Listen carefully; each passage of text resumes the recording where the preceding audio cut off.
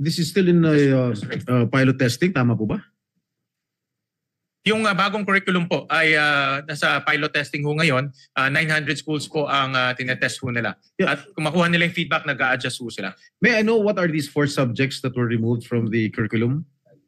Ano itong mga subjects nito? You mentioned that they already removed 4 subjects. What are these 4 subjects? Baka importante pa naman yung subject na yun. So before po, ang bata kailangan ho kumuha ng 15 core subjects.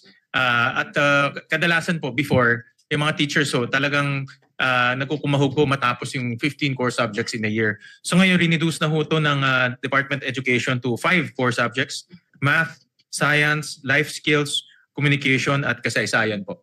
So at naka-align na rin to sa as much as possible sa higher education ho natin. Those were the subjects that were removed? Those were yung natirang subjects. No? Excuse me? Natirang subjects. Natira. Ano yung natanggal? So yung mga natanggal po, for example po, in 21st century literature, physical education, personal development.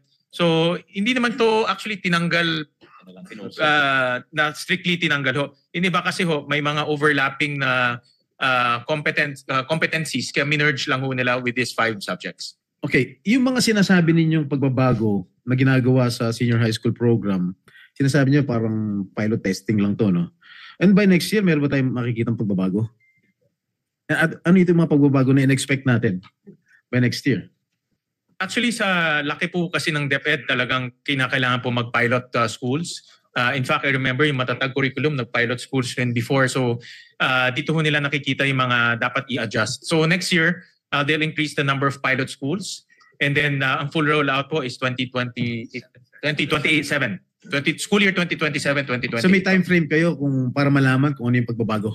Doon po nilang pag-aaralan. Kasi nakita ko po in the past, no? Kinakausap nila yung teachers, kinakausap yung mga principals, yung mga parents, kumukuha ko sila ng feedback kung ano pa yung dapat i-adjust. At tinetest rin nila yung bata kung yung dapat nilang matutunan na-absorb ng bata. So meron hong scientific methodology para makita kung effective po yung curriculum reform. Okay, pagpalagay natin after 2 years, after the pilot testing of 2 years, walang nangyari. Ganun pa rin. Failure pa rin. Pwede nang tanggalin. Campaign promise mo yun. Ano, Sen?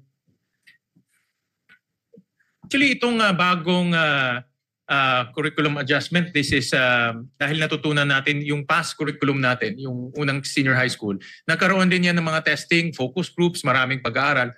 At nung nakuha nila yung mga feedback, dito na riniforma itong bagong curriculum. So this is under the feedback na nakuha doon po sa old curriculum. So we expect a positive output at positive feedback dahil nga itong in-adjust nila ay galing sa old curriculum.